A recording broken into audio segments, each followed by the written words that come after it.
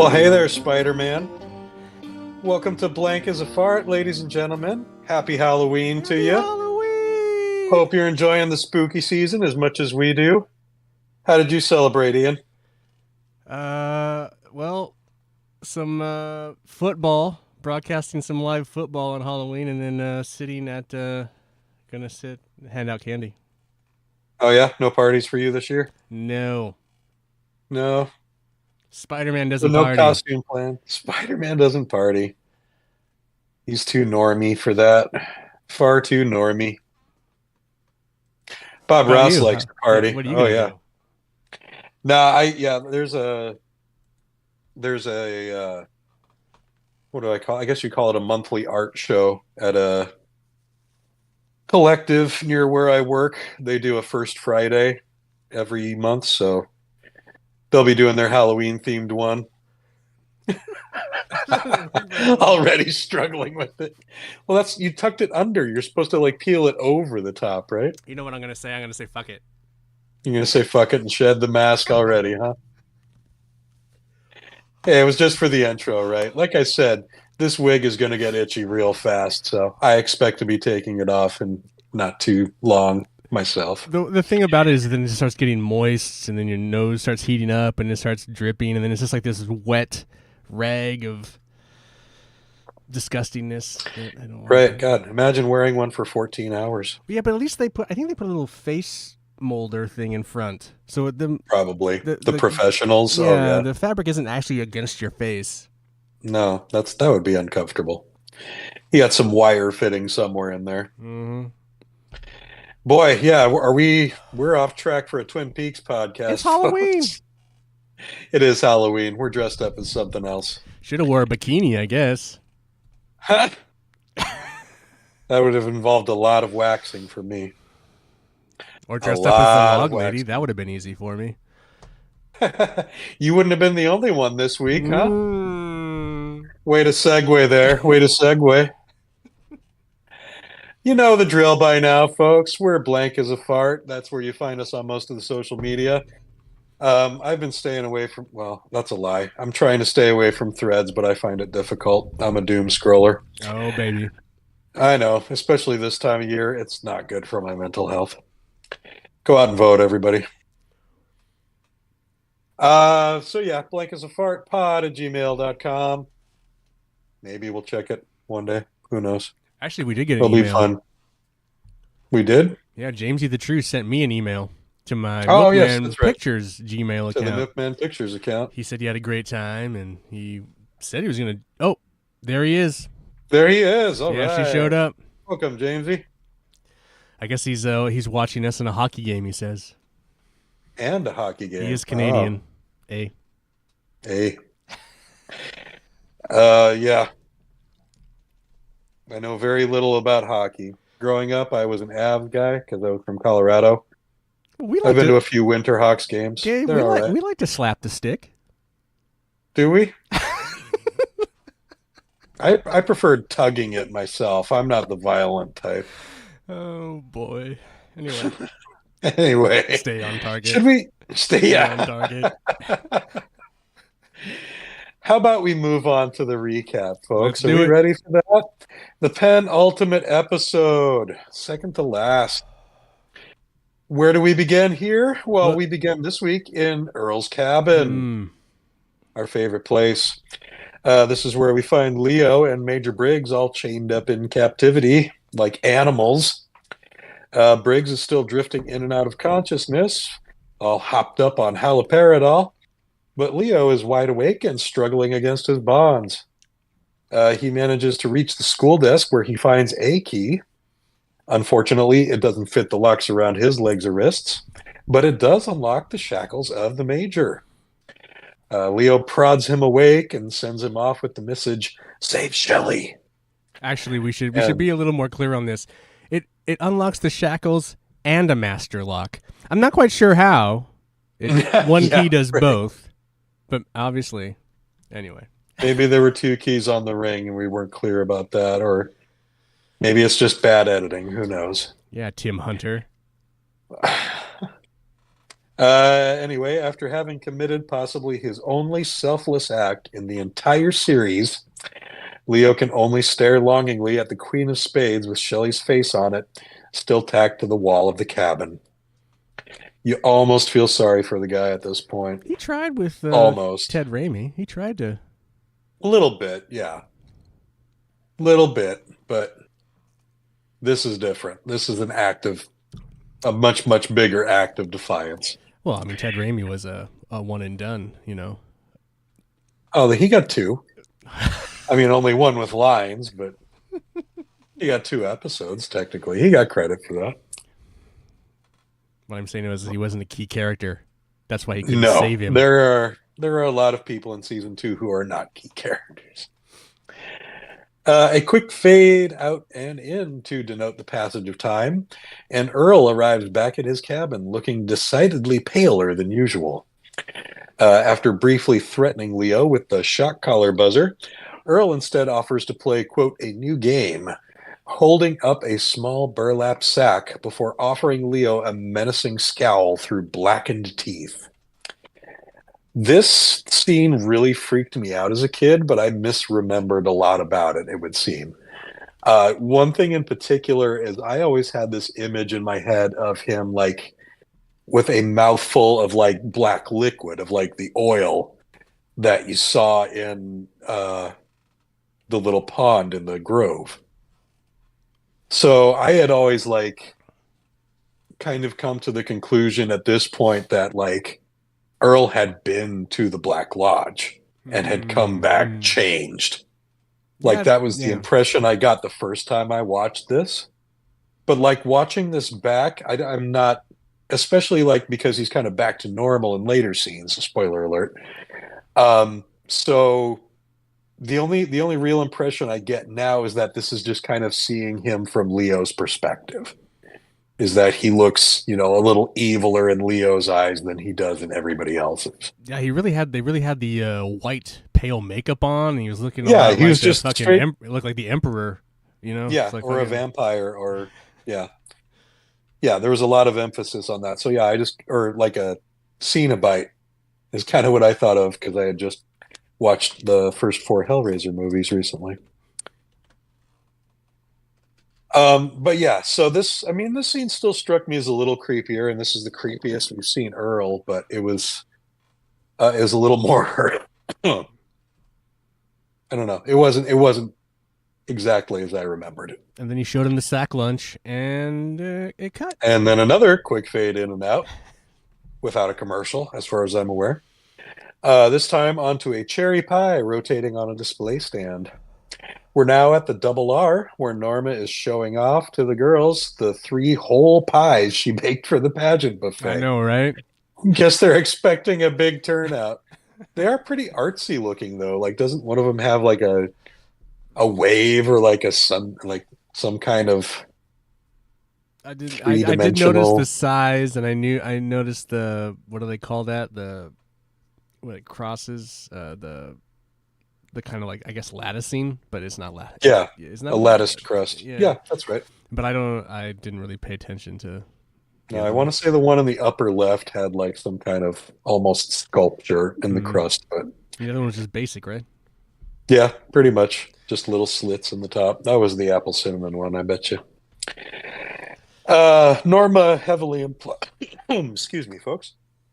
Norma heavily implies that she expects the crown to come home to someone working at the Double R, but goes on to emphasize that the whole event is just a much needed positive for the town. You know, given that last year's winner was a coke-addled prostitute who was brutally murdered by her own father, who, in his defense, was possessed by an evil demon at the time. I just want to say that Norma had some pretty good foreshadowing there. A little bit, yeah. And Laura Palmer name drop. We haven't heard her named on the series in quite some time at this point. But at this point, Interesting that what is it, like a few weeks now? What are we at time wise in the old timeline? I think Do we like know? the nerds determined this to be like end of March. So it's been like a month since, maybe a little longer, since Laura was found dead. little under, say, 2 weeks since Leland smashed his head against the wall and let the demon out. So yeah, things move fast in this little town. Shelley comments on it being the 20th anniversary of Norma's winning the pageant. Unless I missed my guess, there was something about the 20th anniversary of the pageant itself, which would make Norma the very first Miss Twin Peaks. Mm. Shelley gushes that Norma could still pull it off if she were an entrant. And Norma responds by questioning whether or not Shelley is just trying to curry favor with the judge. Shelley and Annie tease Norma about which of the two she might potentially cast her vote for. Gabe would cast his vote for Norma. Oh, man. Yeah. Or Shelley. Or Annie. You know, they all look good. They all look good. Hard to pick just one.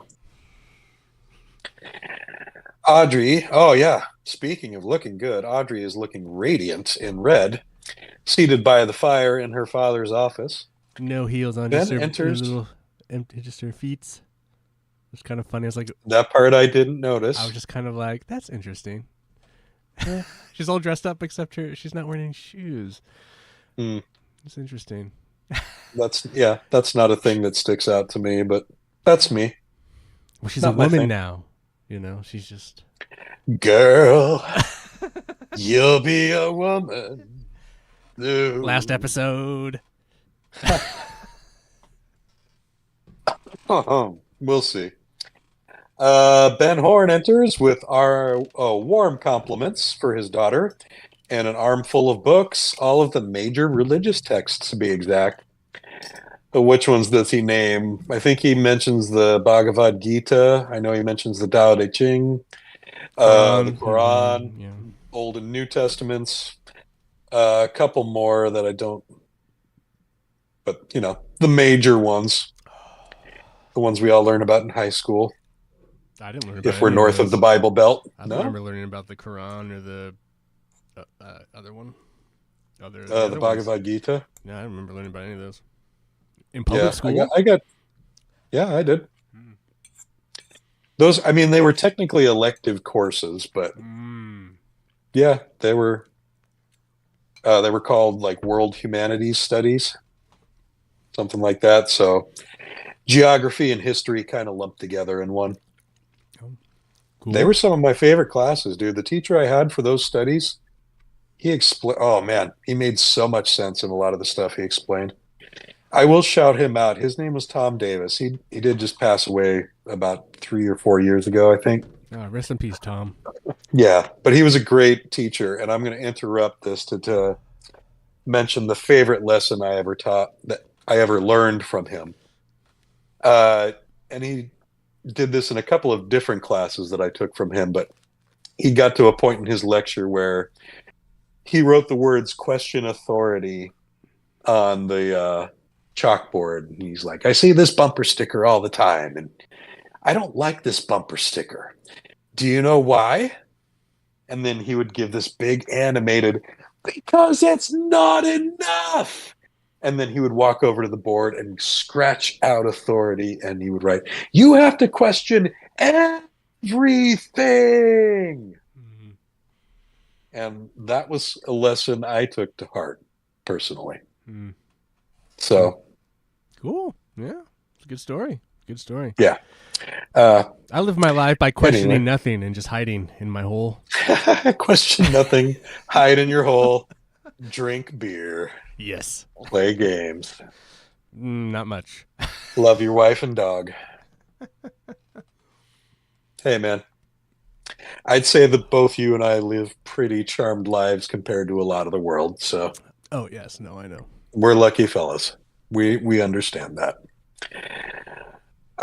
Sorry for the divergence there, folks. Ben Horn babbles a moment about how useful these texts will be in his journey to become a good person before he becomes self-aware enough to realize that his daughter is there because she needs comfort for her broken heart. And that she's a woman now. Yeah, now she's officially a woman. In more ways than one, right?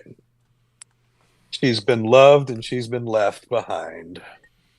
and it hurts. Love hurts. Love stinks. Yeah, yeah.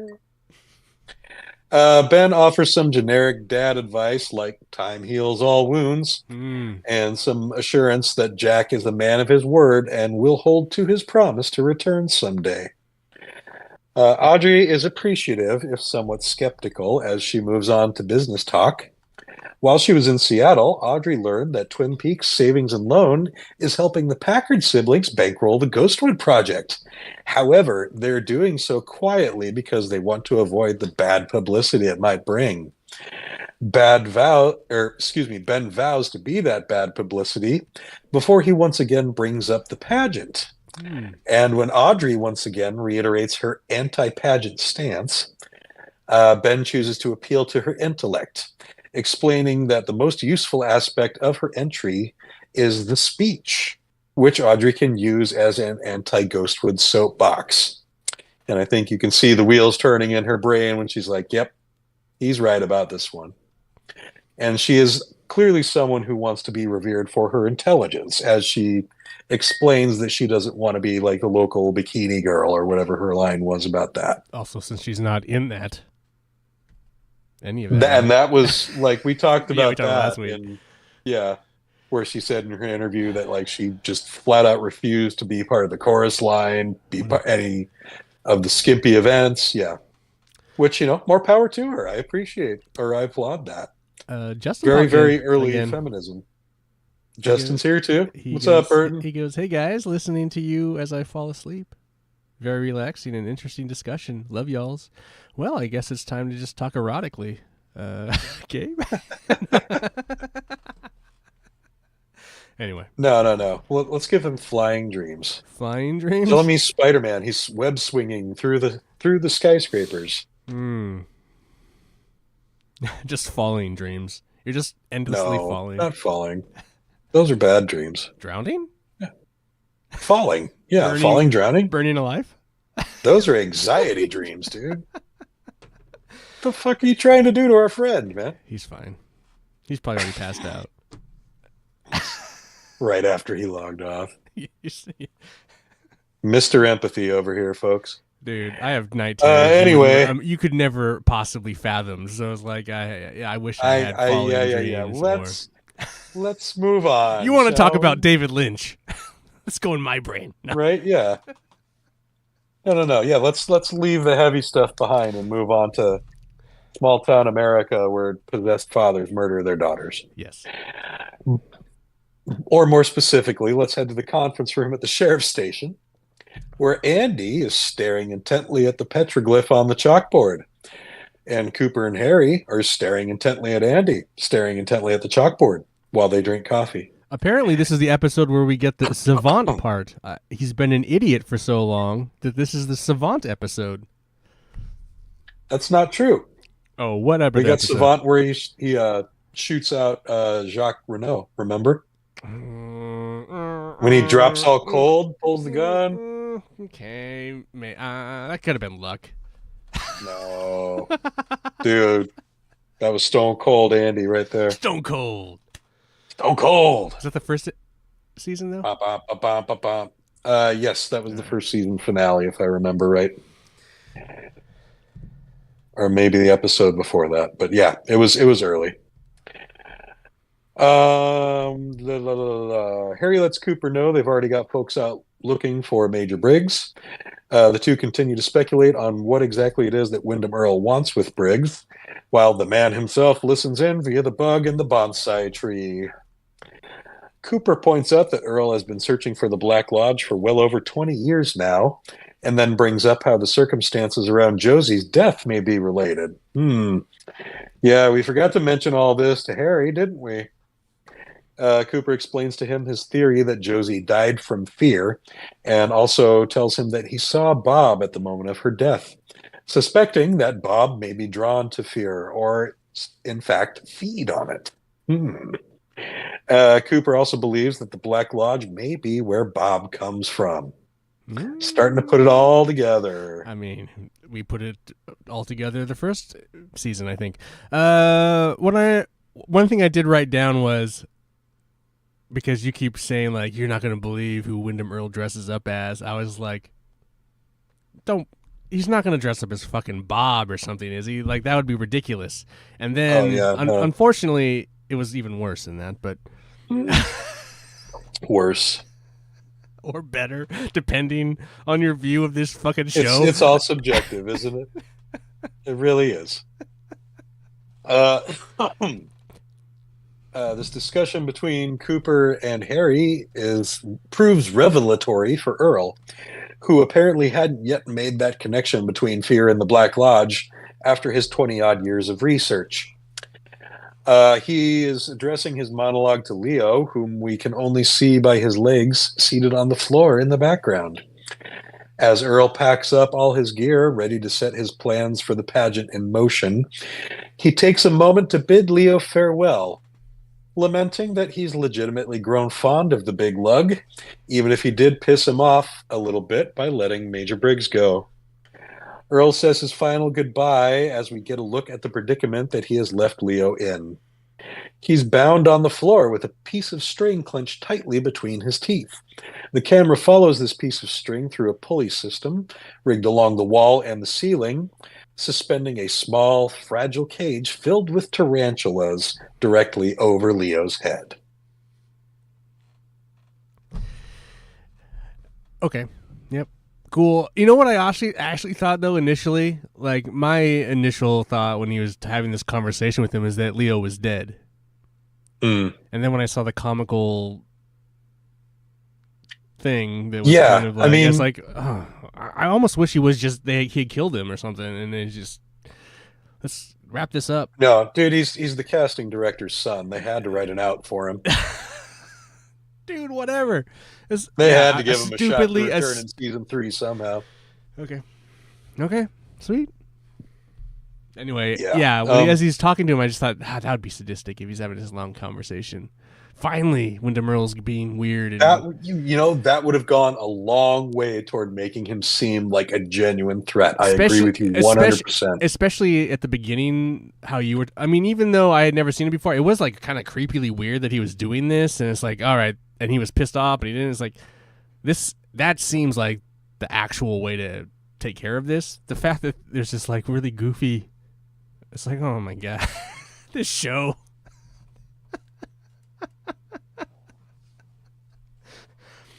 Anyway, it's like a Rube Goldberg invention, pretty much. It's cartoon villain stuff for sure.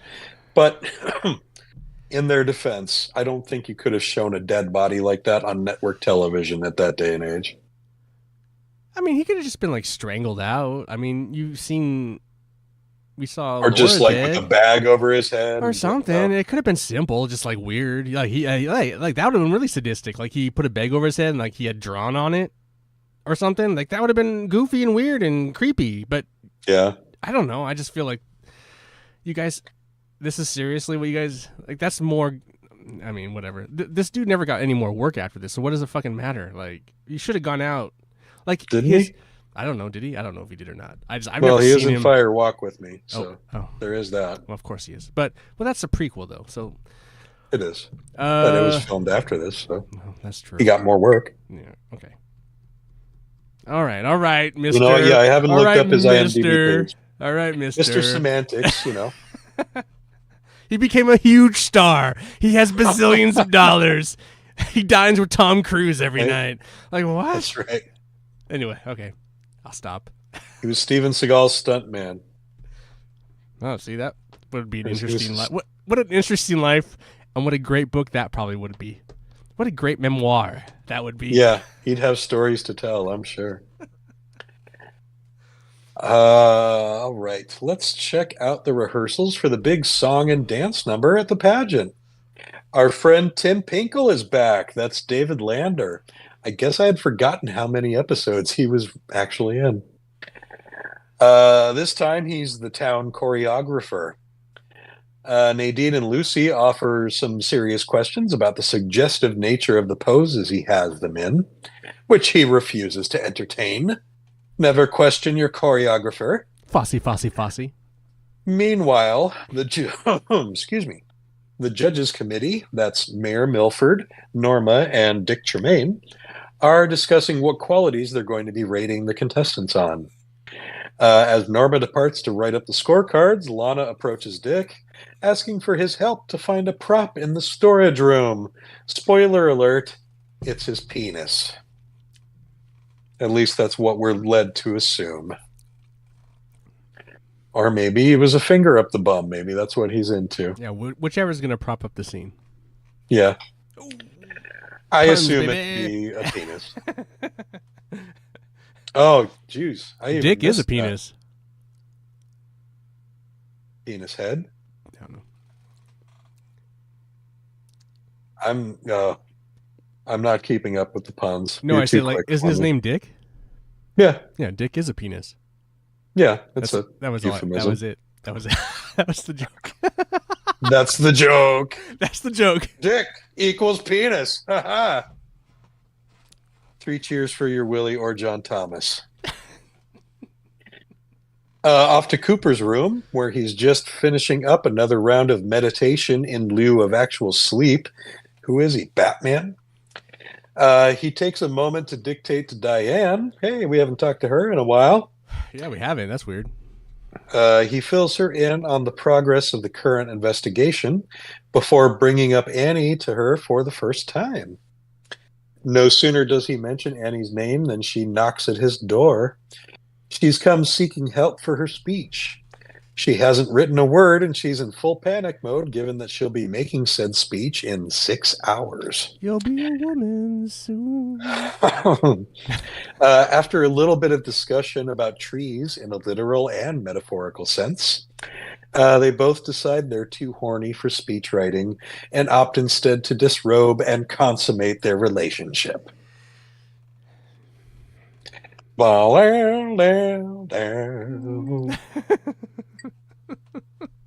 I don't even know. What other great tunes are there about that?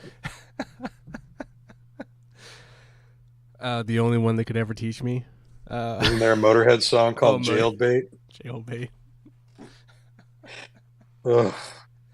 Listen, you got to do what you got to do.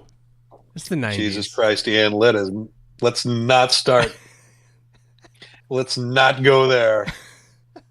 Good Lord. They did what they had to do. They did what they did. I don't know, man. Which was not right. Never was.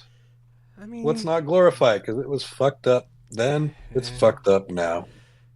Hollywood, baby. Hollywood, baby. Great time to cut to the highlights of Nadine's wrestling career. Beating up choke on your pasta. 30-year-old woman beating up high school kids, teenagers, 20 years younger than her. Also, technically having thanks sex to her with another one. Freakish adrenaline pump strength. Mike, Ed, and Norma, and Dr. Jacoby are all in attendance for the slideshow. They're having one last big group therapy session before they make the divorce, aka the breakup, final. Nadine expresses some guilt. She really doesn't want to end up hurting Big Ed, but hey, he lets her know it's not a big deal because you know what? Norma and I are getting married. Nadine does her best to hide her surprise at this news before childishly trying to one-up Ed by claiming that she and Mike are going to get married too, while she crushes Mike's hand in hers as he screams in pain. They did what they had to do, you know, from the fire into the frying pan, right, Gabe? From one scene of weirdness to another. What? You know what I love about this, though?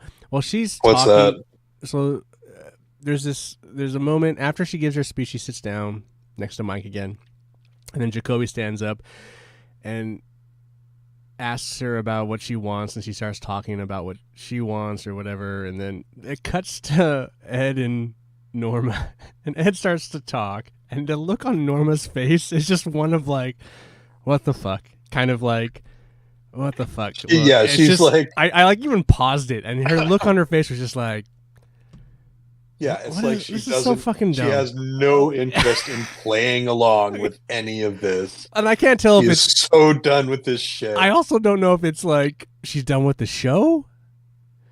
Is she done... is this the character? Ooh, you it's just know, like the very we it's just might the have some discussion about that later, it's just a honestly. very it's just her look just is like she's out. She's like I feel like she's tapped out. Everything is beyond like the character, but whatever. We can talk about that. I don't know. I don't have any inside knowledge, but I laughed at that. I was just like, what the fuck? anyway. Anyway. Yeah, no, there might be some discussion about that later from some of the supplemental material I watched. Not from Peggy Lipton specifically, but from some other participants of the show. Uh, cut to the Major making his way through the forest with immense difficulty. Boy, I've been there, man. Coming home from the triple nickel. He does manage to keep his feet long enough to find the road just in time for Hawk to drive past. The deputy quickly pulls over and guides the Major into his truck as a disoriented Briggs mumbles, "Which way is the castle?" Such a coincidence. What a television moment. Hey, man, there's dark forces at work in that forest, but There's there are also light forces at work in it too. apparently. Mm-hmm. Like the waiter. I don't want to say, but Heard it's pretty. about you. I mean, is it kind of racist that the Native American guy is the guy who finds him in the forest, or is that just happenstance? I mean, if he would have found him by his tracks, that might have been more racist. Yeah, Although that's he's a been, good I mean, point. like, That's a good point. but I don't think that's racist if it's true. I suppose. Native Americans have exceptional tracking skills. That's something that's been handed down to them from generations, something they take pride in. I don't think it's racist to embrace that aspect of a Native American character. Also, yeah, there's just so many thoughts running through my head, but it's dumb. I get the feeling, like, from the interviews I've read with Michael Horse, if he thought that this role was stereotypical in any way, he probably wouldn't have taken it. He was pretty conscientious of that sort of thing and of accurate representation of Native Americans on screen. And that's fair for that role. But it is funny Yeah. watching this episode how very stereotypical this episode was to things. Like it was very like the whole Twin Peaks thing. It's just like it's just so Yeah. Oh, yeah. I mean, there's that, it's wild. But I remember watching pageants as a household when I was that age. So, it was the thing to do. Of course, we didn't have cable and there were only 3 other channels to choose from. So options were limited. and I didn't But, even feel like they were trying to in Twin Peaks. I don't even think they were trying to color it in a bad light. It was just how it is, and it just was very it's wild. yeah, it was just a part of life. It was a yearly town event, like a pumpkin festival or, a homecoming dance. Anyway, hopefully by castle, Major Briggs means sheriff's station because that's where we head next. Coop and Harry are doing their best to try and question the Major, but he's still pretty delirious from the drugs that Earl shot him up with, and he's not making much sense. Judy Garland? Andy I love how fucking. He's making fun of his own name. Yeah. Well, I love how Coop like sniffs him. It's great. Yeah. Well, that's how he knows I get which it. drug he's been on. I get it. It's just you never see that. They never do that. I don't ever seen it done. I don't know I've seen it done before. where. Actually, well, I've read it done, and it was a deleted scene, In but in Silence of the Lambs, okay, all right. Dr. Lecter uses a specific odor to aid in diagnosing a patient. Okay, but like he probably swabbed it and took a smell. He didn't like. I don't know. No. In the book, he refers to it as a peculiar goatish odor. Hmm. That's the smell of schizophrenia, is what he says. Gotcha.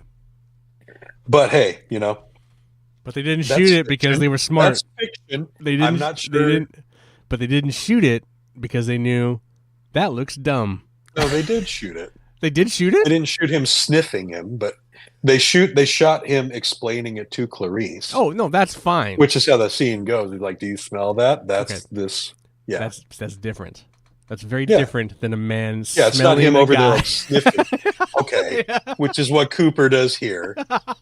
That's what but, that's what I'm getting at. That's what I'm That's what a state trooper would do for like an alcohol check too. So I mean, I would think of that as standard law enforcement procedure, to be honest with you. I suppose, Gabe. It is kind of silly looking in the moment, but yeah. Especially the big exaggerated But maybe he had allergies and he was a little stuffy. What an excuse. Andy wanders in to stare at the petroglyph again while Cooper expresses his concern to Harry that the door to the Black Lodge would only be open for a limited time. Andy wonders aloud if the 4-H club might be involved somehow. I don't think so, Andy. That was a real home improvement moment, wasn't it? Boy, this was a bad episode for Harry, I gotta say. You do not see Harry do anything except react in this episode. And it is just, there's not a lot of room for him to express himself here other than to look confused. Yeah, no, I mean... Just throwing that in there. You promised me better, and I'm still kind of like, this episode is on par with the other ones. This isn't it. It's the last one. It's got to be. I can't believe they cut these two together. Like I said, I don't know. I haven't seen the last one yet. I've misremembered a lot of the distribution of the coolest parts of this series. They are way fewer and further between than I had originally thought. So it's a wake-up call. I guess that speaks to how memorable they are compared with what happens in between them. How stoned are you when you're watching these episodes? In which era? Any. Like curious. Beginning? Like when I was 13? You not obviously stoned at all. Not exist. So you saw it. But then the next time you watch them, pretty stoned? Yeah. Yeah. Oh yeah. I'm just curious. So like the memory just like kind of evaporates, right, a little bit. I mean, obviously there's the distance between. I don't necessarily blame that on the being stoned at the time. That's the stereotypical. That's my stereotypical comical. Right. Like, yeah. Really. That's your Hinchcliffe joke. Exactly. Dick, it's a penis. Right. Yeah. Woo! Just gonna label Comedians. this. Just gonna label this episode. Dick, it's a penis. Dick, it's a penis. Tired of saying penis? Say dick instead. Because it's a penis. Because it's a penis. All right. Dude, I still can't get over the fact that it's 2024 and Nightwing is still Dick Grayson. Oh. Like, they've rebooted the universe twice. They've had opportunities to rewrite him as, Rick Grayson. Richard. Or Richie. I've seen a couple of Grant Morrison comics where he tries to write him as Richie Grayson. And I'm like, nobody does this anymore. How do you keep getting away with that? It's just too much. It's just Dick. That's what my grandfather went by to his friends. Dick? Yeah. Because that was, and I don't bat an eye when I'm talking about Dick Smothers or like Dick Clark. I think it's ones all right. like that. I think it's ones like that have become ubiquitous enough where like you don't have that association with it. But anybody like younger than that age that was born like after like the Great Depression, you kind of look at it and you're like, really? That's what you chose? Yeah, you really don't. But even today, you really don't ever see kids named Dick. It's no, their parents are too ridiculous. Self-conscious of that shit. They understand now. But I still, and you don't see like someone says grandfathers the that word go by Dick, that name either. I still think of it more as the name than I do as a penis. Not me. Oh, really? You just think you just go straight to like Oh yeah. In Google, you don't type, I mean, girl getting seeing it in banged by print huge is one penis. You thing. type huge dick or huge. I use cock. I'm more of a cock fan. That's your favorite. I always liked Wang. Yeah, but Wang Google, was a good one for me. Wang will either get, that search is weird because then unfortunately, it'll pull up a bunch of other things that are not. Anyway, Oh, I'm not Wang is talking another about. name. It's Oh another no, when name. I Google search, I search girth. Oh, girth.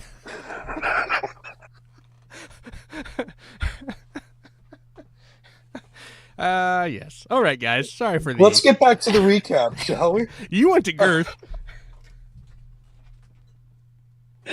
At the Packard home, Pete and Andrew are doing their best to squeeze open the final metal box using a vise mounted on the workbench. Packard Catherine, mounted, patiently squeezed. reading a paper at the table, seems to have lost interest in the whole game. She's above this sort of thing now. After a particularly frustrating frustrating attempt, Andrew loses patience and whips out his gun and shoots the damn thing. Somehow, this actually manages to work. And inside, they find a key to a safety deposit box. There seems to be some tension between the siblings as to who is going to use said key and when. I don't get this. I'm like, I why know. don't This we is just like plan, what? hey, They're just let's go, yeah, Let's just go do it. No. yeah. Okay. I don't trust you. Let's I go don't trust today. you. The only way we can trust each Yeah. other is to leave it here in You the want to go get open. dressed? Yeah.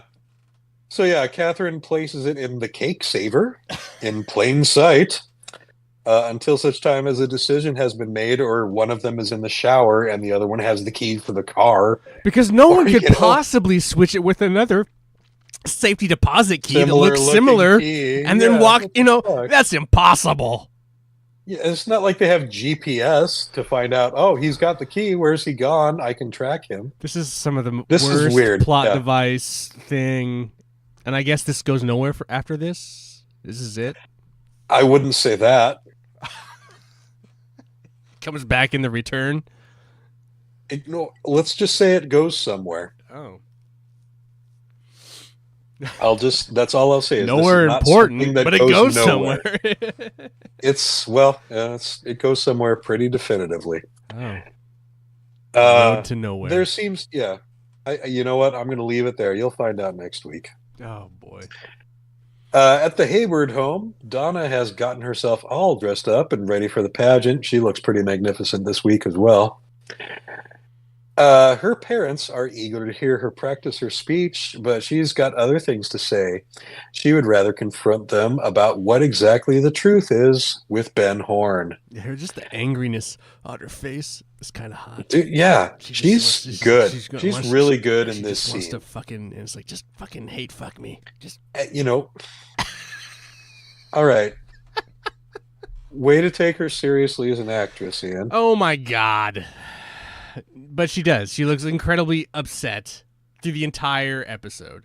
Like you know what's funny too is that she actually did the dancing stuff, which I thought was also. And she looked like she was. I mean, I kind of get the impression that she was, the way she approached it in those scenes was that Donna was faking enthusiasm for it, and it felt very much like that because you have never seen Donna that excited about anything, at least not in a giddy schoolgirl sort of way, where like maybe a little bit, but she was always in that complicated, like trying to be super dark way where she was like still trying to be Laura at that point.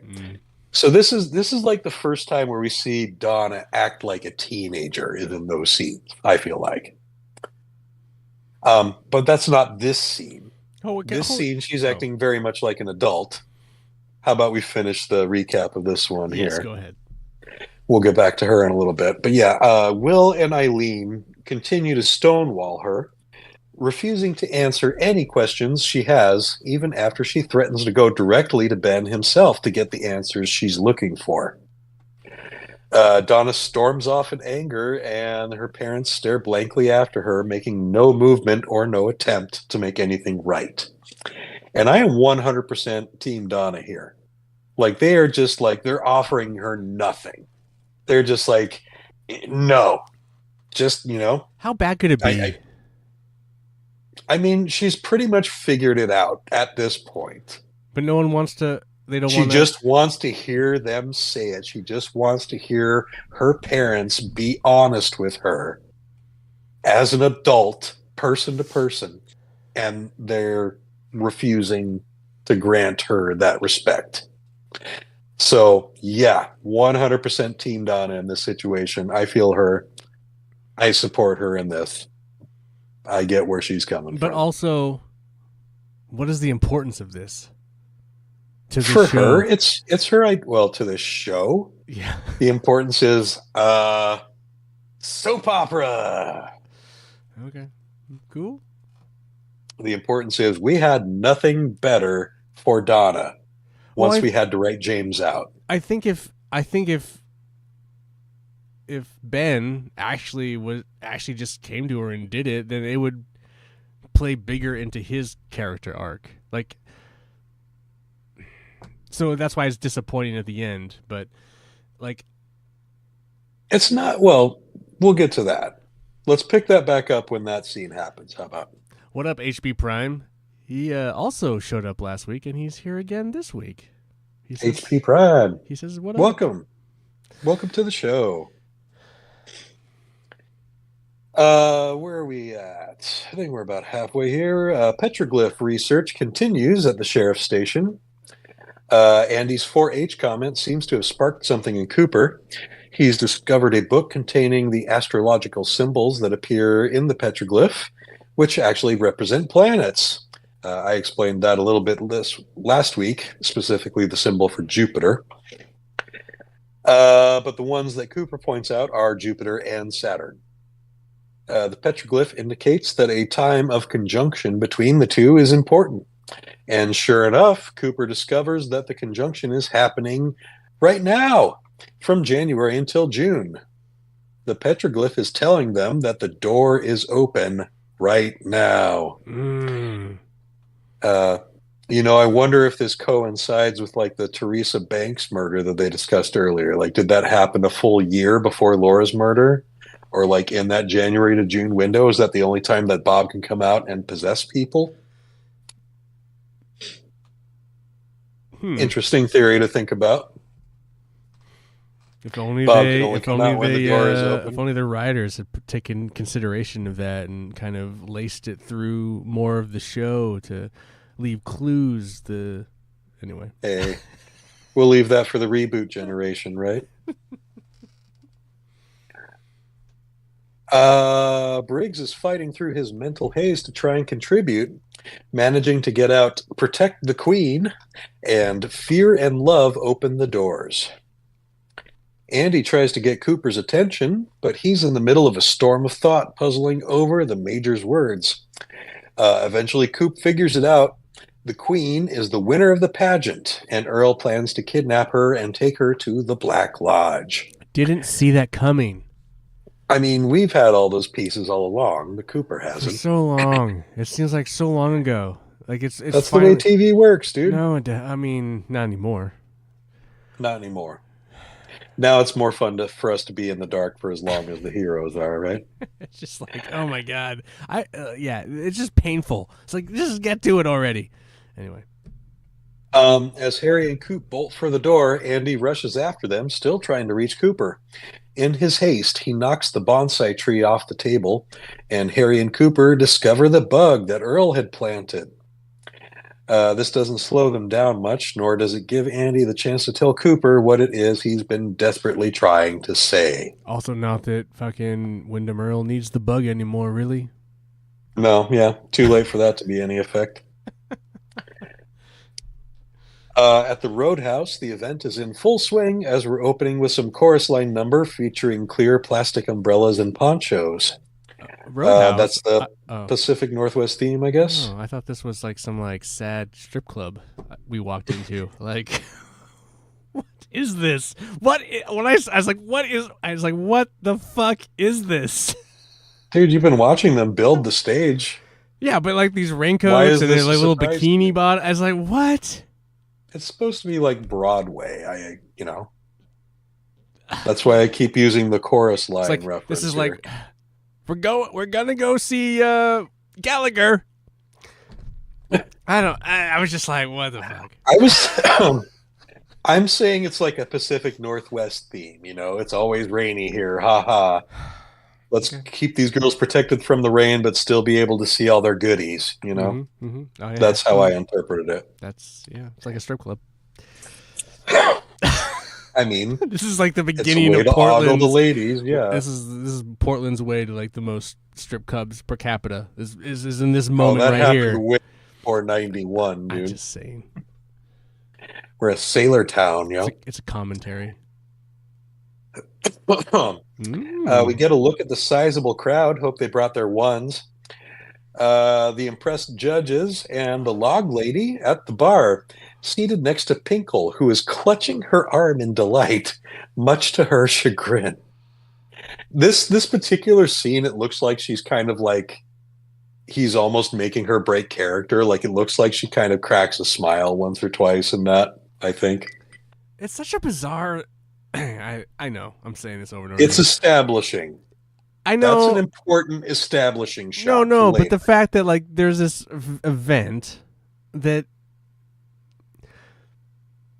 okay, pageants I think generally are just like these events that aren't seen as a certain way, and then this event seems like it is that certain way, and like a pageant isn't necessarily meant for the male gaze,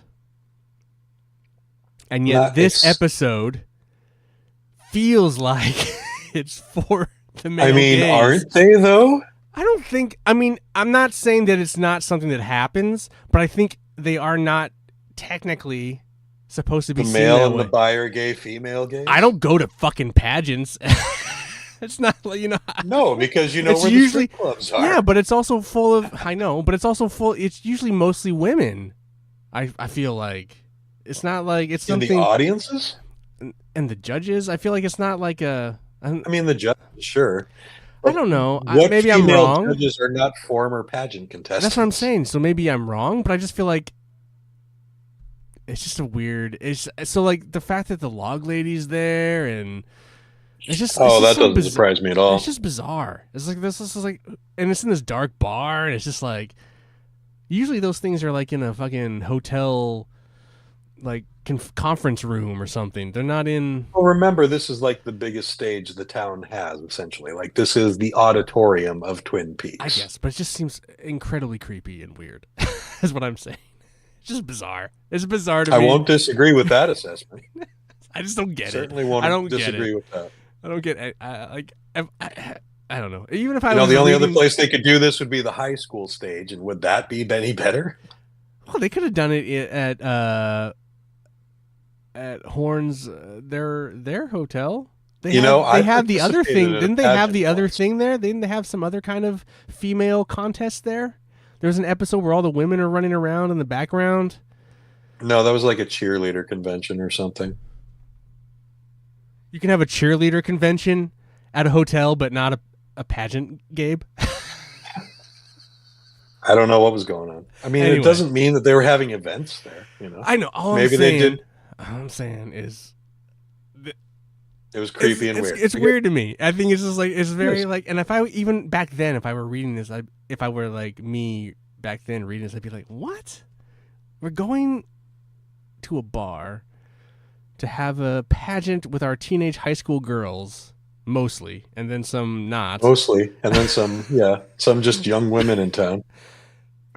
Some dropouts. I don't know. It's weird. It's a weird choice. It's very bizarre. I just don't get it. It didn't work for me. It doesn't work for me. No. This is.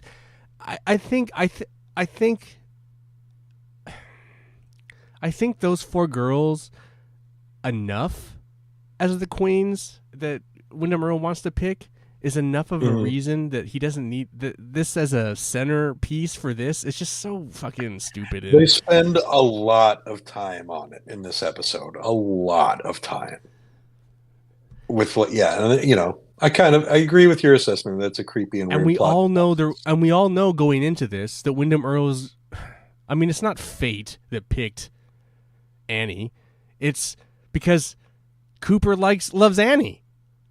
So like, that's Wyndham would have always picked Annie anyway because Coop feels feelings for her. That's the whole point of this fucking thing, and I just feel like it's very like it treats the audience stupid. Like it's kind of condescending to us. Like, who's it gonna be? I mean, you're jumping way ahead here. I know, but it's just how kind of like frustrating this show is, and it's kind of culminating, and then. Yeah, okay, go ahead. Sorry, I will stop. It's almost over, Ian. It's almost over. No, it's not. One more week. Well, of this. Yes, of this. Did I tell you I was in a pageant once? My senior year of high school. Oh, like a Mr. FCHS. Yeah. Yeah. I never. There was a swimsuit competition. Oh boy.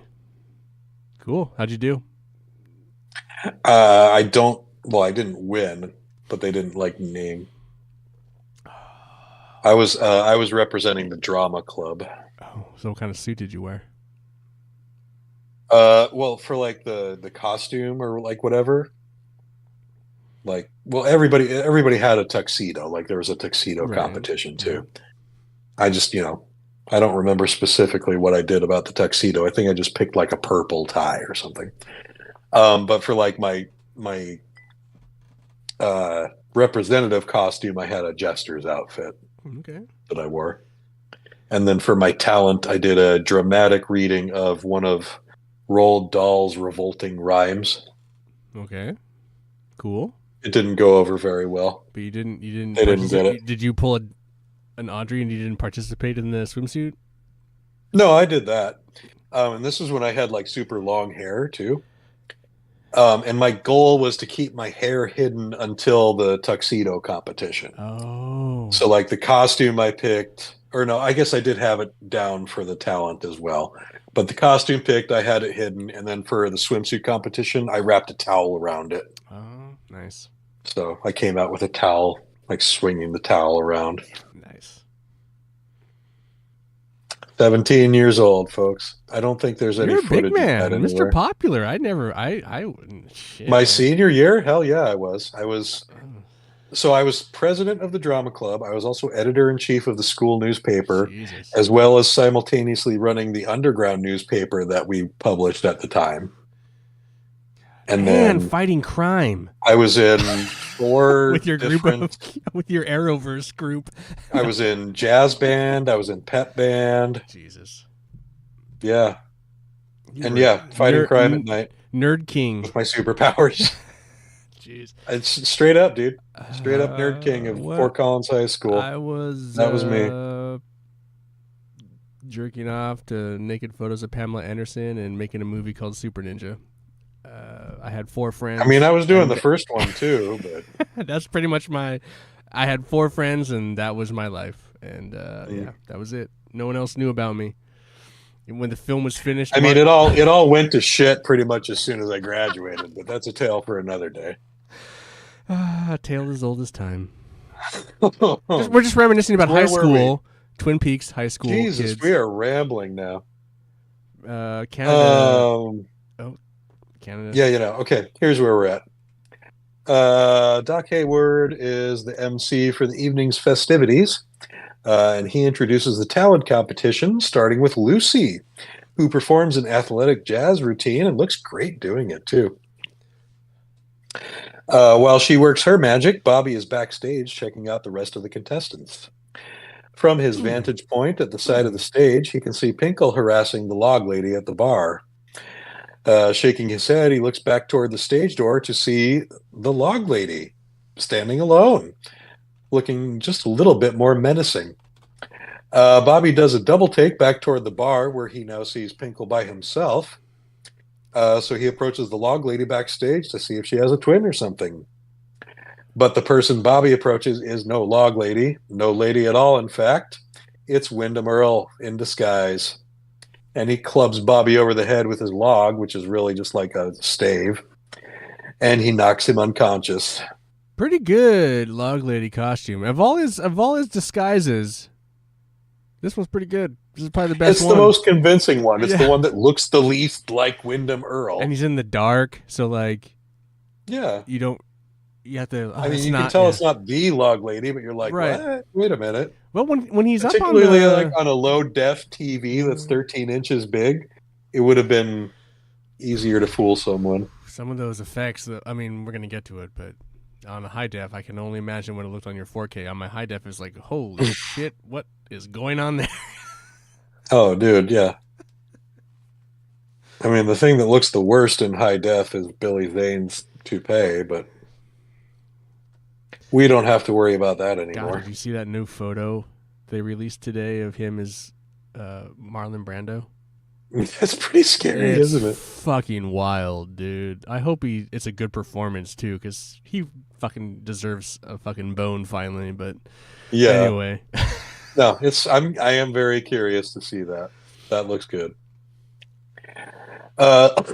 Excuse me. Lucy finishes her routine with an impressive-looking splits and takes her bow as Cooper and Harry arrive at the entrance, making plans to protect the winner. Meanwhile, Lana takes the stage for her dance number, a slightly more exotic one than Lucy's. It quickly catches Andy's attention as he makes his entrance, again looking for Cooper. He's not the only one who's lost in Lana's eyes, as we also get a look at Hawk's entranced face, excuse me, and the mayor's gleeful gaze. Diagonal wipe, which is a very weird transition for this show. very Star Wars. Very Star Wars, into Audrey's speech, delivered with strength and conviction. Donna sees Ben backstage congratulating Audrey, and when Audrey leaves, Donna makes her approach. She gets right to the point. Angry Donna.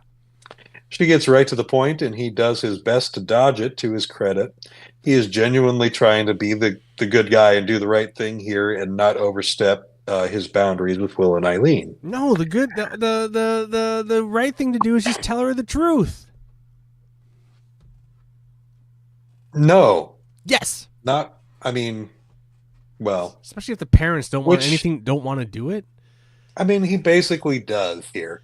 Like, he doesn't actually make the admission, but Donna makes the assumption, "You're my father?" And she runs off in tears. Right. I mean, that's where all the evidence is pointing. So then you have a scene where he runs dragging after out her. somebody saying the words. And they sit down and they have a moment. Anyway. I mean, he's her bio dad, but he's not her father, you know? There's that argument to be made. I know what that's like. I bet that's my life. Yeah. Anyway. Meanwhile, Annie is wrapping up her speech with a lengthy quote from Chief Seattle, while Cooper beams in pride from the bar, and Log Lady Earl creeps around the catwalk like a cartoon villain. The crowd in general, and the judges in particular, seem impressed by Annie's speech, and after she finishes, the judges retire for a moment to decide the winner. Before they can deliberate, though, Lucy pulls Dick aside so she can announce to he and Andy the winner of her Who Wants to Be My Baby Daddy contest. Didn't see this coming. To no one's surprise, she chooses Andy to co-parent, regardless of who the biological father of the child is. Huh. Similar theme. I do like how they both kind of blow her off.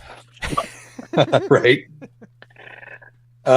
They're both obviously pleased by this decision, but both men also immediately leave Lucy's side as Dick has a vote to cast, and Andy has something really important to tell Agent Cooper.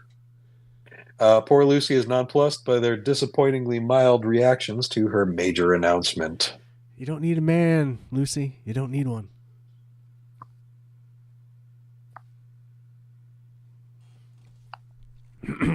Be a whole person by yourself. Doc Hayward takes the stage to announce the winner, and in a bit of an upset, it's Annie Blackbird. What? I also like the concern on fucking Coop's face. I don't know if it's on purpose there, because you think he'd be excited, but like when they cut to him, wasn't he paying attention when the giant was warning him that this was all a bad idea? He looks very concerned. Like, usually he'd listen to those visions when he heard them, but this one he just completely ignored for some reason, for reasons of moving the plot along. Clearly, it's an upset to Lana as she stares daggers at a guilty looking Mayor Milford while the rest of the contestants gather around and congratulate Annie. Over at the bar, goddamn, excuse me. God damn. I mean, it's only 6 concurrent viewers, and we've had 42 views. So, like, this is I apologize, all folks. these people that are just popping in. Should have had a saying, Ricola. Who's this guy with the fro? Is it real? I'm just painting some happy little trees here, folks. Over at the bar, a look of cold realization comes across Cooper's face as he slowly applauds, his anxiety growing as the whole crowd rises for a standing ovation. The mayor expresses outrage, demanding an explanation from Dick, who appears to believe that Annie's speech was better than Lana's hand job. As the applause continues, the overhead lights suddenly cut out and a strobe light flashes on. This is some seriously 80s shit right here. That's pretty bad. And then they loop some of the footage over again. If you're They watching, do, it. yeah. It's just like, are you gonna show? Are you seriously gonna show us the same shot again? Come on, guys. I don't know if it's as bad as the point of view of the pine weasel, but whatever. Smoke machines fire up and panic ensues as everyone dashes for an exit. It's a rock show. Nadine huddles by a ladder on the side of the stage when a sandbag suddenly drops onto her head, knocking her unconscious. Panic increases as actual explosions start going off. As Cooper spots the disguised Earl from across the room, Earl whips out a remote and sets off another explosion right in Cooper's face. Okay, the What a remote Dr. Evil move. The remote is wild. Yeah. Because it's like they had it and they couldn't see it. It's Jack Nicholson Joker all over again. So they dude. superimposed another one on top of it or something? Because it looks like it's so fake looking. It's like, it's wild. Yeah, it's ridiculous. Earl then grabs Annie and drags her away with a rag over her mouth. Harry, who's been standing like a useless lump at the front door this whole time, finally comes to Cooper's aid, claiming they'll make sure Earl won't get more than a half a mile with Annie. It's like, come on, dude. Right. Andy is finally able to catch up with the dazed Cooper and inform him that the petroglyph is in fact a map. Andy knows the way to the Black Lodge. Roll credits. That's where they're going. Harry, come back. You don't have to get... Okay, whatever. Right. Pretty obvious, huh? Gabe, you promised me that these episodes would get better. And, well, we've only got one more left. This one was not so good. This one was... I had hopes. I remember it being better, but like I said, I watched the two of these together, so I didn't realize that all the good stuff is in the back half. Maybe maybe if you watched them together, maybe I should have watched it. I don't know, but it was rough. It was rough to watch this one. It's a lot of setup. Yeah. Just like the last couple of episodes of this season, but it's and it's. I guess we have been watching it week to week, so it's like. But even then, I still feel we're getting the same pace. Well, I know not. We're getting the pace. Everybody else had to wait. Right. Everybody else had to wait 6 weeks. Sure. In between the episode we just watched and this episode. We're watching it as it was meant to be seen, technically. Technically, yes. And even then, I'm like, holy fuck.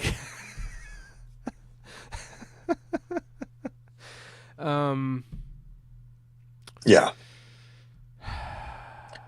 I mean, it was. I mean, if you're into the, I'm done with this wig. I'm taking it off. I think if you're into the fun campiness of Twin Peaks, this is a fun episode. I feel like if you've really bought into the characters, I feel like it's not a very good episode. It's just more of that kind of. If this show was a drinking game, this would probably be a badass episode. I don't know. I feel bad hating on it, but at the same time, it's just like it's just so full of so many weird choices, and I know they're just trying to get to the end and wrap it up, but I feel I just I don't know, man. It's tough to get through sometimes. I agree. Um, this one to me wasn't as tough as the last couple. Like this one felt like it had some motion, it had some action, it had some important developments. But again, there's not much ground to cover, so Well, right. The plan now I finally forgot. took action. I mean, yeah, the other two were like fucking molasses. This one's a little more fluid, but it's just like it's still a lot of the same stuff that you could have condensed into one fucking episode and just like let's go. Mhm. Anyway, Now, so we do have a little bit of supplemental material to cover tonight. let's do it. But I'm going to lead with one of the revelations I learned from it, which is that they did not know that the show had been canceled when they filmed the finale for season two, Oh, really? which came as a little bit of a surprise to me. So what was? Do you know So, the time difference? Do they tell the time difference? Like when they? not specifically, no. No, okay. But, the plan was for the finale to air in early April, I think. Because I think we touched base. This is something else we revisited tonight, but I think we touched base on the fact that a lot of excuse me, the preemptions that they suffered through in season two, where there was like 6 weeks where it didn't air at all, that was due to news coverage of the Gulf War. So a lot of the original planning, all of that schedule had been thrown off. So I think that they were like, if I were to like try and piece together my own timeline, like they were probably filming the season two finale in like February or March of 91 with the expectation that it would air like, I mean, maybe even earlier than that. But yeah, they did not know at that point that they weren't going to be coming back for season three. So they wrote the finale as if there was going to be a season three happening. Keep that in mind when you watch it next week, Okay. because there are some cliffhangers and they were intentional. Well, that's kind of fun. Yeah. Does the return deal with any of them? Oh, yeah. Oh, that's fun too. Then It's fun in a Lynchian way. Lynchian. How Lynchian? So yeah, there's a couple of documentaries that are on this disc that were part of the original DVD release of the original series. So these were recorded, I think, in 2005, 2006, something like that, well before any inkling of the return had been put out there. Uh, so the way we start with Mark Frost talking, he feels this. He's the one who spends the most time on the mic in this documentary. He talks about how season one really had momentum from the pilot, which helped to carry it through. Season two really kind of lacked that, particularly after they revealed the killer. Pretty much everybody that gets interviewed for this touches base on that and talks about how they feel like that was really like the turning point where the series went to shit. I would agree. Even Leslie Linka weighs in on this one and agrees. So once you lost that, you really did lose the driving force behind the series, and pretty much everybody on the creative side, including the actors, that's what they point to as like the turning point. They would have needed. I think what you push the show to do. I think looking back at the show now from this point, and obviously we're gonna get to the finale next week, and it's gonna wrap up whatever it wraps up. But I think I can like for sure say this. I think what really they should have done is that another main cast member should have been killed off by this person, By the killer. by the Yeah. killer, and then it would have propelled it that it was this more as bigger thing, and then would have kept, because the show season 2 gets weird, but it isn't eerie like the first season with the Laura Palmer Right. stuff. So it loses it loses its mojo, you know. Yeah, it doesn't have that undercurrent to Right. it And I of think menace of like anybody could be next at any time. And I think that's what Like it the needed. kind of horror movie vibe. And that's what it needed, I think, to propel it. I mean, definitely there were some story beats there that they could have carried off to make it kind of work, but I think even if they'd have developed Wyndham Earl to be a more menacing villain along the same lines of Bob, but they really kind of neutered him and made him, and they actually touch base on that here too. They do Frost mentions that he and Lynch knew all along from the beginning that Leland was the killer. Like that was the plan. That was a closely guarded secret. The first person they revealed it to was Jennifer, which we talked about last week. But Leland via Bob. Correct. Yes. Or Bob via But Leland. always Leland. Gotcha. And that's cool. They scripted 3 different endings. Ben Horn, Leland, and also Dr. Jacoby as the killer. They never did film the scenes with Dr. Jacoby, but they did film the scenes with Ben Horn. They shot all 3 of those Maddie's murder scenes in one day. One with Leland, one with Ben Horn, and one with Bob. That was a 14-hour day. And Ray Wise, in particular, mentions that was a very, very tough day for Sherilyn Fenn. She was a really trooper. That was a very physical shoot for her, and she was exhausted after it. You know what would have been cool, too? I just tried to swipe up on a paper notepad. Love it, Gabe. That's the fuck? That's some old man, new man shit. Like that is some old man shit right there.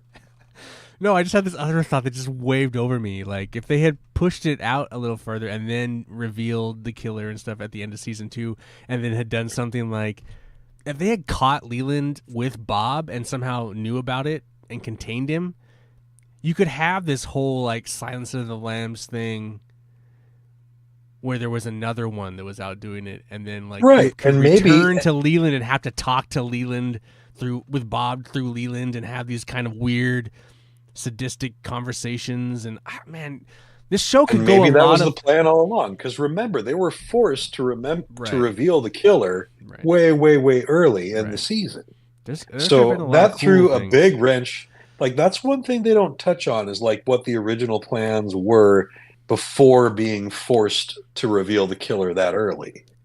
Like they say, like, okay, well, our replacement plan was Wyndham Earl.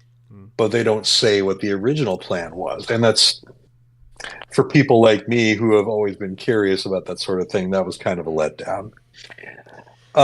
They did full edits with both endings. Oh, really? Yeah. All the way up through color correction. Oh, interesting. And so, yeah, they had they worked hard to keep it secret, to keep it from leaking out. They had pretty loyal cast and crew, but, you know, tabloids paid a lot of money for that sort of shit in those days. So they did full edits of that episode with both Ray Wise and Richard Baymer involved. James E. the True chimed in. He says Sherilyn Fenn is such a babe.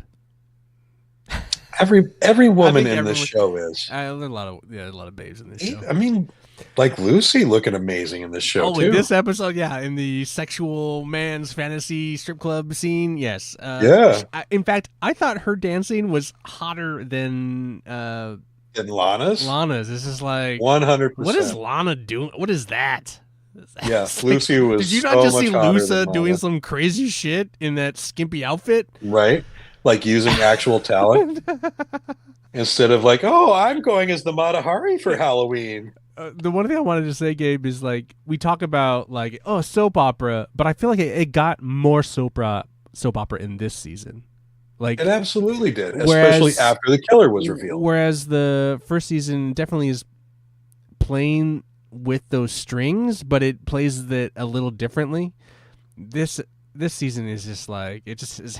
It's just relying You're on you're that. getting it. Yeah, It's just you're getting it. relying on You're it. echoing the sentiment of the cast and crew and the hardcore It's fans. rough. It's very rough. It is rough. Hopefully, this last episode will make it. He'll bring it around for you. Have you watched it Um, already? no, Oh well, maybe it won't. maybe it won't. Ray Wise, when he was told he was the killer, he does a great David Lynch impression himself. He said that Lynch put his hand on his leg and said, "Ray, it was you. It's always been you." And that was how he explained it to him. Or it's you. It's always been I you. don't want to hear any different. Right. But Just take it and in. Ray Wise was sad when he learned this, not only because like he had a young daughter at home and didn't like the idea of this, but also because he really, really enjoyed working on the show and he didn't want to leave. No, I get So that. he was a little distraught in multiple ways, but he said that Lynch explained to him the whole arc that they had planned for Leland and assured him that it's gonna be a beautiful thing. I would have found a way to bring him back, or like Would you now? he morphed. He morphed into Bob, or Bob took his essence, and now Leland's. I mean, I he would have does done. get I to would have done. play. I would have done any number of ways to bring him back because I think that would have been sadistic and crazy and freaky. We do get to see him stretch his muscles an awful lot in Fire Walk with Me. Cool. I think he's only second to Sherilyn Fenn in screen time on that movie. So, Yeah. Yes. so he gets it done. Where did we go here? So my girl Okay, yeah. plays even younger, but she's even older. I mean, a week younger, but is that what it is? I don't know how much further. it's yeah. Fire Walk with Me is the last week of Laura's life. Okay. It's yeah. I mean, there's some. How much? There are But some how much scenes longer that don't was it? involve How much Laura. longer was it shot after Twin Peaks wrapped? Not too much longer, like within a year. Oh, really? So yeah, I want to say they filmed in early '91. This is an interesting story, and maybe we save it for Twin Peaks when we watch that film. But like, what was the green light, or even if you knew the green lighting process on that? Like, at that point, was like there was like a rustle for Twin Peaks, and that's why they decided to green light a movie, or That's a good question. Yeah, I don't have all of the details for that. Okay. Like, I don't know like who the production company was or who funded it. I'd have to look into the trivia on that. But because like obviously there must have been a huge cry out for it, like we want it. We want more Twin Peaks, and David Lynch is like, I'll give them more Twin Peaks. Give me some money. Oh, excuse me for a moment. I got really lightheaded there from coughing. Gabe's dying. Oh, I'm good. Dying on the episode, guys. Dying on the episode, right on the air. Classic. Harley Payton gets an interview here. He was one of the EPs that you see his name in the writing credits a lot. He talks specifically about Wyndham Earl. And one of the things he says is, he was fun to write. He was bizarre. I really think he was too bizarre, but he was fun to write. So, again, that's the creative team sharing the sentiment with us that, like, yeah, this guy was, I mean, he could have been so much more. Right. But, we took it this direction because this is what the network wanted. Caleb Deschanel weighs in, agreeing that they kind of lost the tone after the murderer reveal and the rest of the series wasn't as interesting. Kyle MacLachlan suggests that part of the fault may have lied in the fact that they relied on too many guest stars. They didn't really focus on the core cast or explore stories for them. They just brought in a bunch of other people and added to this already kind of big melting pot that they had. And maybe like spreading people's attention too thin was an issue. Uh, this is when Kimmy Robertson joins the discussion, and I literally laughed out loud because they cut right to her, and her first sentence is, "I really thought the second season sucked." Sweet. She said, "Yeah, it's great." She says, "I stopped watching because I didn't know who anybody was. Who is this woman with James? Who are all these people at One Eyed Jacks? Who is all this?" And I just got lost. So that cracked me up. Dwayne Dunham It became like a creature of the is, week kind of thing. in some aspects, yeah, but it really did kind of lose focus. When you had the murder, you had everything tied together with one single thread, and you didn't really have that. Like every character really just kind of fell into Laura's web somehow Like if James because it wanted was a out, small they town, should have killed James.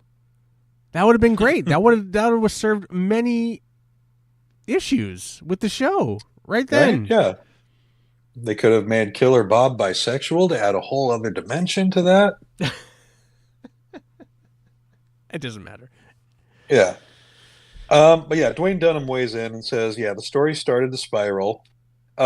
He points out that it wasn't just David Lynch who had an outside project that he was working on at this point. Mark Frost was also in pre-production for his directorial debut, which was the film Storyville with James Spader. Oh. So he was also frequently absent from the writer's room during season 2. Okay. So really, if it's anybody to blame for the crappy direction of the writing at this point, it was Peyton and Angles. Okay. Well, Mark Frost leaving. That's what I'm saying. Frost and Lynch both leaving. But But they were done. And again, they were kind of done. They with were it. done, and that's where how he continues is like once they were forced to reveal the murderer, like it wasn't just the audience that lost interest; it was everybody making the show. They too. didn't see it as a creative obstacle. They just saw it as we're done. Right. And Yeah. that kind of sucks on some points because like as an artist, as like I want to find a way to fix it or make it work.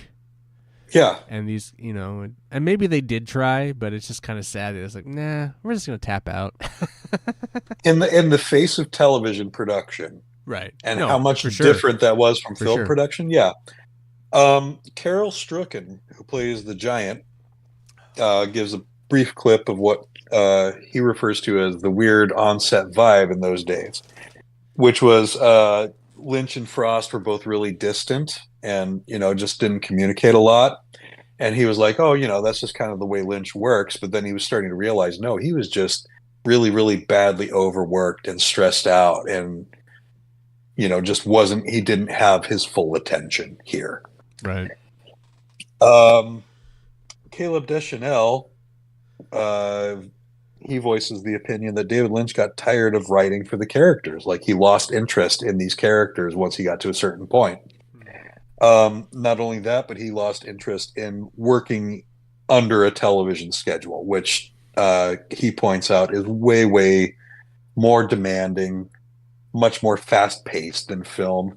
You don't get the creative leeway in television that you do with film because it's just a machine. It's just turning it out Just as fast as you can. to defend Lynch a little bit there, I will say I don't think a director ever or a creator of a character ever loses interest in their character. I think they just Clearly not. It's everything else that happens within it that you just don't want to deal with it.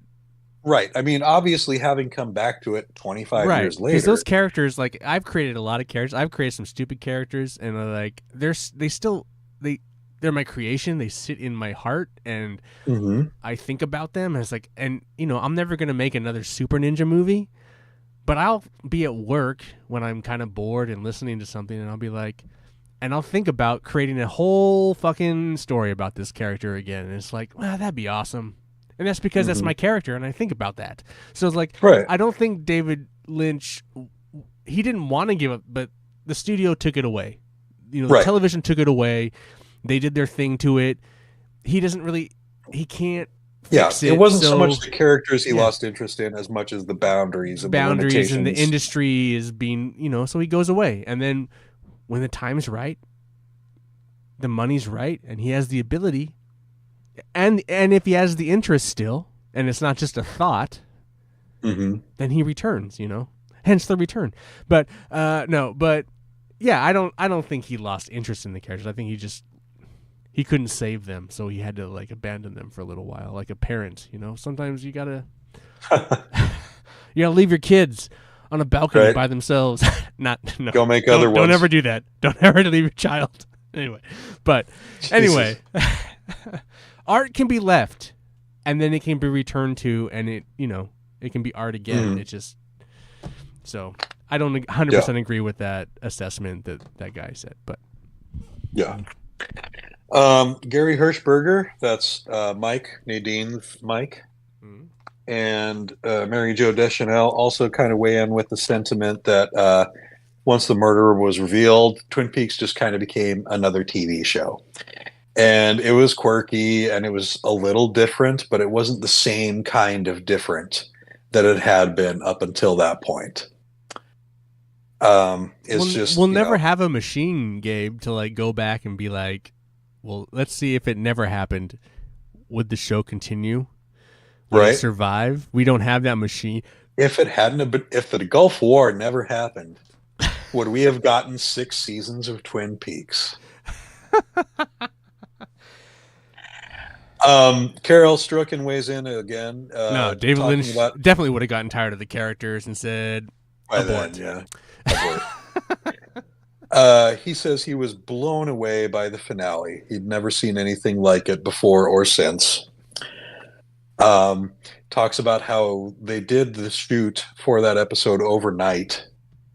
And, with everything, I can't go into details. There was some talk with Kenneth Welsh, who plays Wyndham Earl, as well. And I really can't specify these notes because they're spoiler heavy. Oh. But they both emphasized that it was a very strange environment. And the whole filming of that finale was just so very surreal. And watching it back kind of added to that once they saw the finished product. Again, the series wasn't canceled when the finale was filmed. The cliffhangers were intentional, including the ones with Lynch's input. Frost himself had already mapped out parts of season 3, which he definitely emphasized was leaning toward the darker side. Trying to get back to the tone of season 1. Are there any notes about because Lynch directs this final episode, right? That's correct. Yes. Are there any notes about that, like what his mood and interest on the set of that, directing that final? If there are, there weren't in this particular documentary. A lot of the specific notes I've read about it are mostly that he just kind of threw the script away. Oh, okay. And just turned it into a David Lynch film, the way he works. So a lot of what Peyton and Engels had written for this finale, he and Frost went in, chopped it up, added a lot of their own stuff. And there is some detailed notes on what was changed for the finale. Does Lynch show up in it? No. Oh. No Gordon Cole. But we'll cover those next week when we air it. I was looking. I didn't watch it. But it is it's funny that it's 4 minutes longer than every other episode. It's 51 minutes versus the standard 47 minutes that seems to be the standard length of all the other episodes. It's kind of funny. Interesting. Yeah, I didn't note that. It kind of makes me wonder how it was the way they do the edits all together in the I noticed 2-hour version. I noticed that they padded this one, so sometimes they play the full opening credits, and sometimes they only play. But today they ran all the credits in the opening title. Sometimes they don't always run the full. They run them over the show, the guest stars and stuff. Right. This one they do all anyway. Yeah. Anyway. And that probably has to do with how they decided to chop it up deciding that the best part to split it into was when Andy weighs in.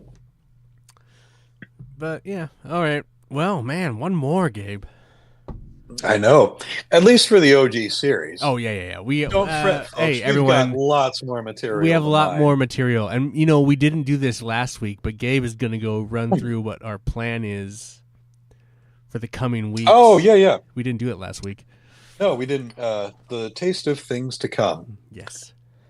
So we do plan on taking a little bit of a break after we finish the finale. We've worked hard. We've earned it. Our eyes So need we're a gonna take rest. a few weeks off. Dude, I need it more than you do. 100%. I am suffering from some Twin Peaks burnout at this point. I could So we're only going to take some imagine. time off, and then we're going to film a couple of episodes that cover that cover Fire Walk with Me, and also The Missing Pieces, which is the film that was assembled from all the material cut from Fire Walk with Me. These won't So be I think live though. that's These will no, be these will not we'll be record them. live. Yeah, these are going to be watch along episodes. So Ian and I will be together in the same room watching it for the first Getting time, blitzed out of our reacting minds. reacting as we go. So no recap on this one. I'm not going to go Yeah. detailing every scene for you. It's a little more This is fun, going to be lighthearted. it's going to be a mystery science theater track. Right. Yeah. So yeah, this is one you'll want to make sure you have your copy of the movie with you. Get ready to press play and just follow along with us. That's the intention for that one. Should be cool. Should be fun. So yeah, that's going to take up most of the holiday season for us, and we're going to release that in a couple of chunks over December. And then in the new year is when we plan to come back full bore, where we will cover all 18 episodes of The Return, which aired on Showtime in 2017. And then once that's complete, there is all kinds of supplemental material that we plan to delve into. We've got the 2 books, The Secret History of Twin Peaks and Twin Peaks, The Final Dossier, which cover all kinds of stuff that the show leaves you hanging on. So those will be fun to look into. Emphasis on those are Mark Frost's projects. David Lynch has nothing to do with them. And then we'll also want to do some, because I've mentioned it throughout this series, like how much a lot of the work of this show reflects a lot of the same work in his films like Lost Highway and Mulholland Drive. So I think we plan to also watch those. I don't know if those will be in this format or if they'll be in the commentary format. We haven't really decided that yet, but that's something that we've also, and then we'll probably take a break for a while until we decide what we do next. Yeah. I mean, there's only so much Twin Peaks that we can watch, folks, but right. I know I'm having a good time doing a podcast with Ian, whatever the subject might be. Yeah, we could totally turn in after the next year, after the return, we could totally just pivot and do something totally different, Yeah, we could move on to movies. We can move on to a similar format where one of us is watching the show for the first time. I have a crazy thing for you, and I don't know if you've ever. There was a Star Wars podcast that I love to listen to, but they went through Star Wars frame by frame. So every episode was a frame, and they would just talk about the frame. It's Jesus wild. Christ. It's wild. It's a wild podcast, but it's also very interesting. They did a lot of research. I don't want to do that, so I don't think. I'm not saying we should do that, but I'm just saying we could do something like that. We cover the first half hour of a said film, and then we break it up. Like a chapter on the DVD. We break it up. We break it up. Maybe we watch the first half hour of one. I don't know. Whatever. We're not even there yet. So we've got options, people. Yeah, we're not even there yet. If there's something you want to hear us cover, feel free to make some suggestions. I would love to. You know where to find us on the social media. So Jamesy the True says Flashpoint. Jenna Jameson's. No, he's not saying that. He's not saying that. I don't even know if Jamesy the True's on still. There is still a couple people lingering. Dude, Gabe, we should have moved to YouTube a long time ago. Oh yeah. It says we have we have hit 65 views. We had a high concurrent of 6 people watching. No shit. Yeah, it's wild. 65 people jumping in and out tonight. Hey, Yeah, that's great. could have been the same person, just like kept closing it. Probably Jamesy just closing in and out. But you would still need more than that. Anyway, Hey, man. Hockey is life. it's I more get than it. Twitch, dude. Like Twitch, we barely got anything. Well, Twitch is definitely more video game oriented, I would suggest, but You know. Well, actually, it's big. neither It's here nor it's there. big. It's big booby girls doing ASMR. So that's really what it is. That's what pays the bills over there. We could do some ASMR, some Twin Peaks ASMR. We could eat donuts, drink hot black coffee. Have Waldo going off in the background. Laura, Laura, woo, woo. Anyway, yeah, I think that's everything. Well, I don't know what else we have. yeah, that's all I've got. I didn't do any IMDb trivia for this one. The director was Tim Who did they give Hunter. writers credit? Oh, Tim Hunter. We've talked a lot about Tim Hunter. He was the Peyton wizard, right? again. I think Peyton, or Peyton and Engels again. I think it was just Peyton on this one. The writing credit. Give us a second to search here, folks. I know there's no sense in going back over the ratings. We've Tim already Hunter's the touched base editor, on right? that Right? ad hominem. No, Tim Hunter was the director. Dwayne Dunham was No, the no, no, no, no. But but the one who is the Lynch's director, editor, I mean, is that's the one. Dunham. Oh, that's Dunham. Yeah, Okay. So he's Tim the one Hunter that worked is, for is Tim Hunter. Is this his first one? his first episode. No, this is like his third or fourth Oh, episode. okay. Yeah, I knew it. I thought that was familiar. Writers on this episode: Barry Pullman. Oh yeah, Barry Pullman. That's right. I remember making the comment like, I wish it said Billy Pullman, and like it was really just Bill Pullman wrote this episode. Oh, In yeah. Barry a- Pullman is just a guy who did a Yes. lot of crap TV. He's written a lot of episodes of this show. I don't know if it's a lot. Well, he's been. I've Not a seen lot his of, name not before. many people. I've seen Yeah, he's written a few. A lot for this show would be 3, considering there's only 30. No, okay. Tim Hunter is the dude who did River's Edge with, yeah, Keanu and Crispin Glover. And he worked on a lot of television as well. Yes, I remember this guy. Yeah, no. My bad. Tim Hunter is one of the good ones. For some reason, I thought the editor directed the final episode, but No, he only did some of the early episodes. I don't think Dwayne Dunham had director's credits on any of season 2. oh really? I could be wrong about that, but I don't know if I'm in the mood to look it up. Let's see if there are any trivia nuggets from IMDb for this episode. I'm not optimistic, but we'll look anyway. Kimmy Robertson does have formal dance training. I mean, the way she jumped on those splits. Woo, Andy's a lucky dude. He is. She was hot in that, man. I was like, holy shit, what is this? Yeah. And I was really impressed. And then the shitty thing about that is that then what's her name comes out, Lana, Mm-hmm. and then all the guys are like just staring at her like at a strip club. I was like, what are you talking about? Yeah. Oh, did No. you not just see the craziness Did and you the ass not? shaking and just like Yeah. it's like what And script, just what the script whole package. what scripted bullshit? Right. Yeah. But hey, at least Lana didn't win, right? Oh right, That's right, all we right, care about. right. But I was just like, holy shit, that like added a whole nother layer to like fucking Lucy. It's like she should be like a fucking ninja and out there fighting in the forest. I don't know. Like she's being totally underutilized. I agree. There was, I think we touched base on this like a long time ago because all of these deleted scenes that ended up on like one of the earlier discs of the OG series that I covered.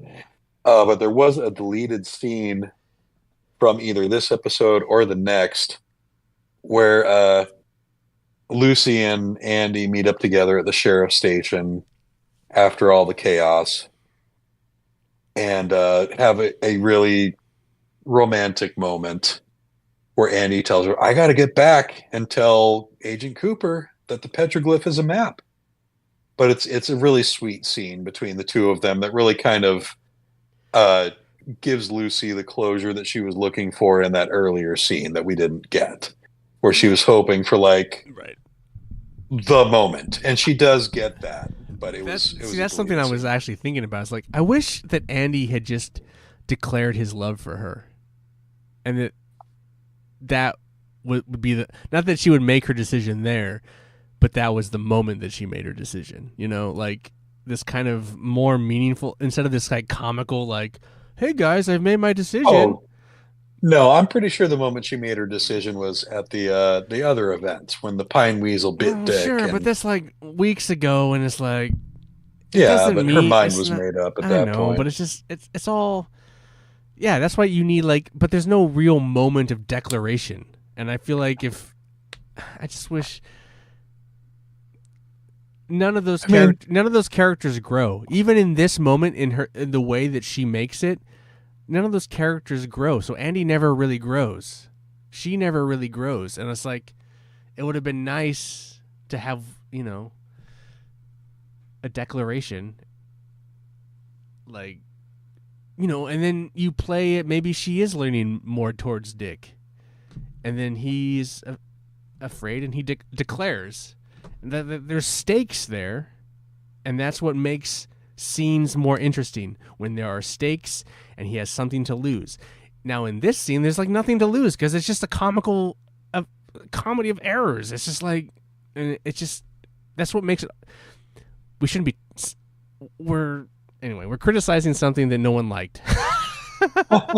Right. Anyway. We're all in the same boat on that one. Yeah. Scripting 101, guys. Scripting 101. Don't take your characters for granted and don't treat them like shit. Anyway. Right. Good advice. Good advice. So yeah, that's going to wrap it up for this week. Next week, it's the big one, folks. It's the grand finale. Woot woot! And it's going to be a weird one. If you've seen it, you know. If you haven't, buckle up.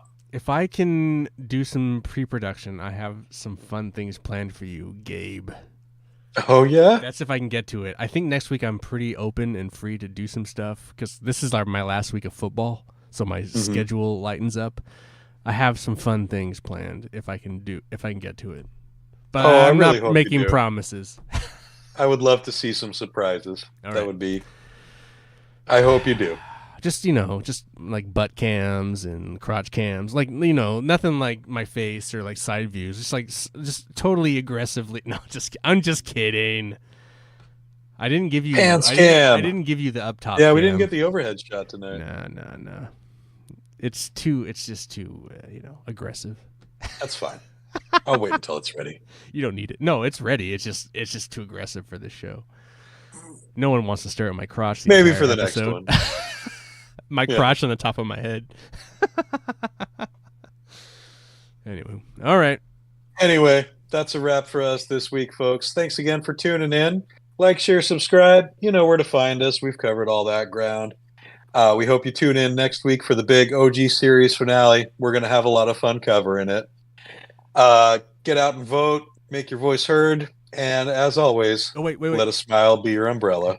And as the smile is your umbrella, I also want to just thank everyone who popped in tonight. James E. the True, HB Prime, Justin Burton, thank you. All the other people that we might have missed or didn't come in. Man, we're pushing 70 views. We have a lot of people, a lot of interaction.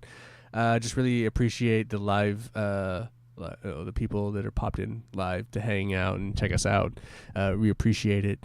And then all you listeners out there who listen to us on Spotify, iTunes, Audible, we really appreciate it. This is a little show about Twin Peaks. So yeah, we're just some friends having some fun, and we hope you're having fun with us. So we'll see you all next week. Take care.